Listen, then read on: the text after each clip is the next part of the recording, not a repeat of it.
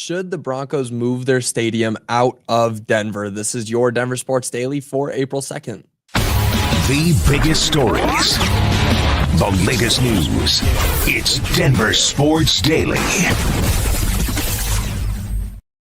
One of the biggest talking points surrounding the Broncos organization this past year is if they will relocate out of Denver or relocate their stadium to another place inside of Denver. Now, whether they will relocate to another part of Denver or move to a suburb is up in the air. But one thing is certain, Greg Penner hasn't made a decision yet. It's in his mind. He's thinking about it, but he has not made his decision.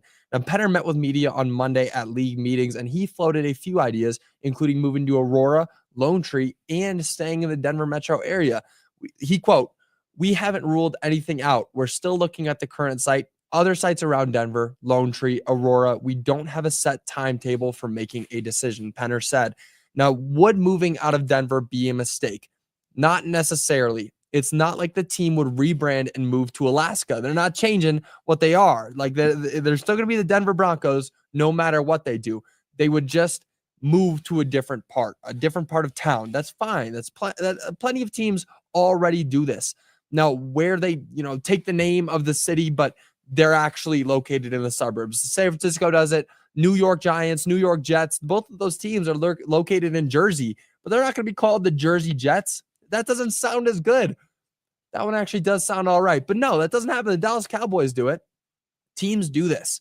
Now, if the Broncos want to do this, I don't know where in Lone Tree would be a good idea. I don't see that as a smart decision. Lone Tree, that's really the suburbs. But Aurora, you talk about out by the airport, that place is going to be popping in the next few years. You look at all the new developments and all the big things that they're building around the airport area, that's not a bad decision, honestly. You look at the stadium, you look how it is right now. It's not great. It's not. Is the location really that great in Denver right now? No, but it could be.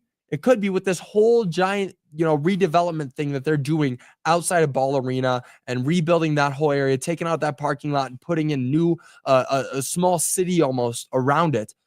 It could be good if you stayed in that area. I wouldn't hate that. But moving to a spot like near the airport in Aurora, where there's all this open area, you can build a brand new stadium for cheap. Remember that too. All of that area is cheap. It's undeveloped land. You can go out there, build an entirely new stadium, build stuff around it, make it a Broncos town, make it a little town. And the way I equate this is last year, or 2 years ago, I got to go to Truist Park in Georgia. That is where the Braves play. They put that stadium in a random part of town and built a little city around it almost. And it's awesome. It's amazing. It makes game days more fun. You're walking around through this little plaza. It's fun. If the Broncos can do something like that, then Aurora is the place to be. And I would not hate that decision at all. Now, moving on, a new rule change will impact the Broncos more than most other teams. The annual league meetings are happening right now down in Florida, and they voted on a rule change that will affect the Broncos special teams unit. Now, the new kickoff format has been a topic of conversation. Some hate it, some love it. I hate it. But one part of the format is the touchback rule. If a ball landed in the end zone outside of the landing zone, it was placed at the 30-yard line. Not anymore. They are moving touchbacks up to the 35-yard line. That's next season, 35-yard line. That's a 10-yard increase from 2 years ago. Clearly, they don't want to see the touchback, so they want to see returns. But 35 yards? Are you kidding me? A 35-yard line.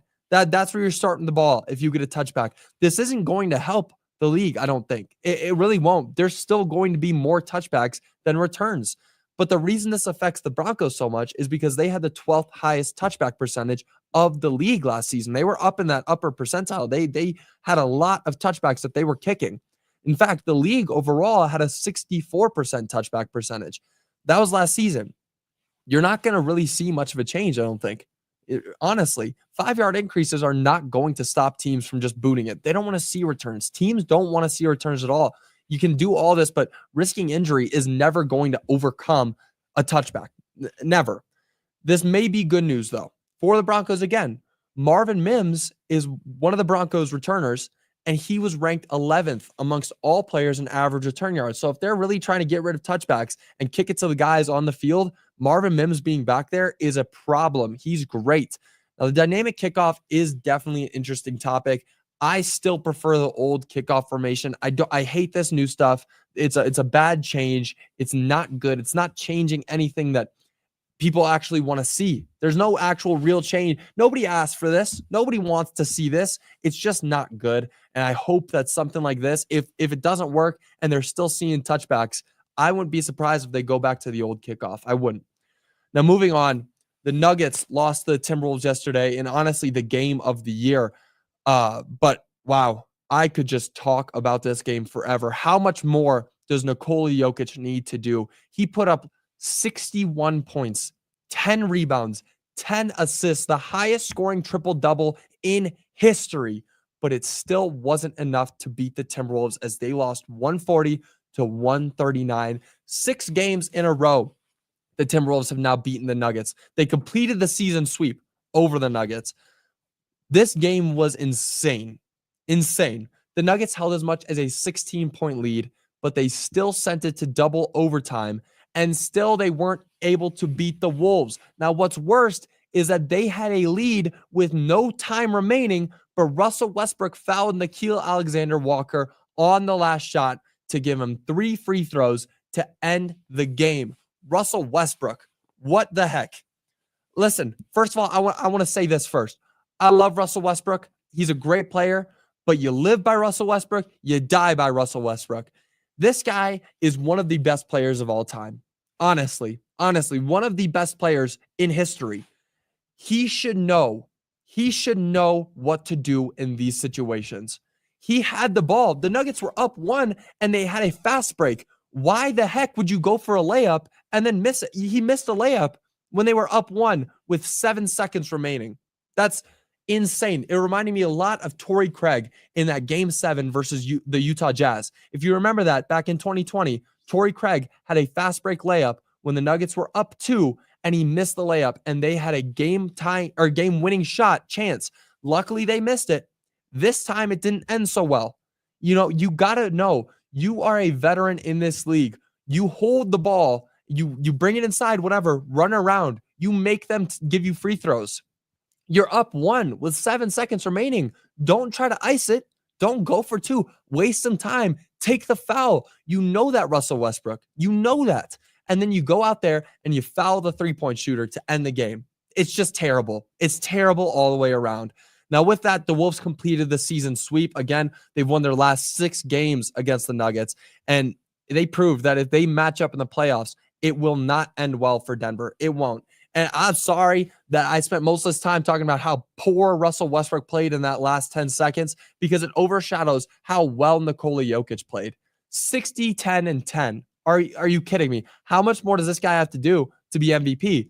This just proves that he is MVP. He's got to put up 60, 10, and 10, and the Nuggets still lose by 1 point. They still lose. It's too much, man. It's too much. The Nuggets are now 47-29 and 3rd in the West, 2 games behind the Rockets in 2nd, and it is going to be a battle for that number 2 seed come to the end of the season. It is getting close. There's only 6 games left in the season, and man, it's not looking good for the Nuggets right now. It really isn't. Now, moving on, it is an Avalanche game day. Luckily, the Avs are looking a lot better than the Nuggets right now. The Avs are taking on the Chicago Blackhawks in their 4th and final matchup of the season. Now, so far in the season series, the Blackhawks have a 2-1 lead over the Avs, winning the first 2 matchups, then dropping the last one on March 10th. Now, the Avs are coming off back-to-back losses for the first time in over a month as they were scorching hot in March. Now, as the season comes to a close, Nathan MacKinnon is looking to likely put a cap on another MVP year. He's been playing incredibly. Right now, he's at 110 points with 30 goals and 80 assists. Oh my gosh, Nathan MacKinnon, this guy's insane. The Avs are 45, 26, and 4 and 3rd in the Central Division, 8 points behind the Dallas Stars.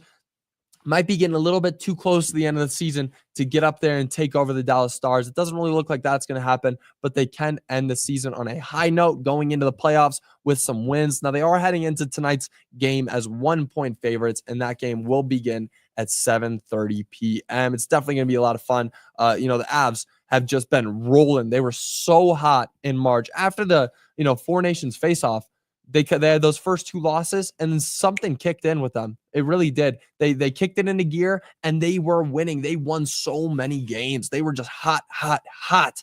Now, again, they are coming off back-to-back losses for the first time since those 2 losses after the Four Nations face-off. So it's definitely going to be interesting to see what happens tonight. But that'll do it for your Denver Sports Daily. I'll be back with you guys again tomorrow, recapping what should be an Avalanche win. And again, there's so much Broncos talk going on right now as we get close to the draft. I'm very excited. And then, yeah, come on down to El Patio, because we're all going to be there on Friday for opening day. The midday show for Denver Sports will be out there. It's going to be a lot of fun. We're going to have so much fun out there. So definitely stop by. But until then, y'all have a great rest of your day. I will see you all later. Bye, y'all.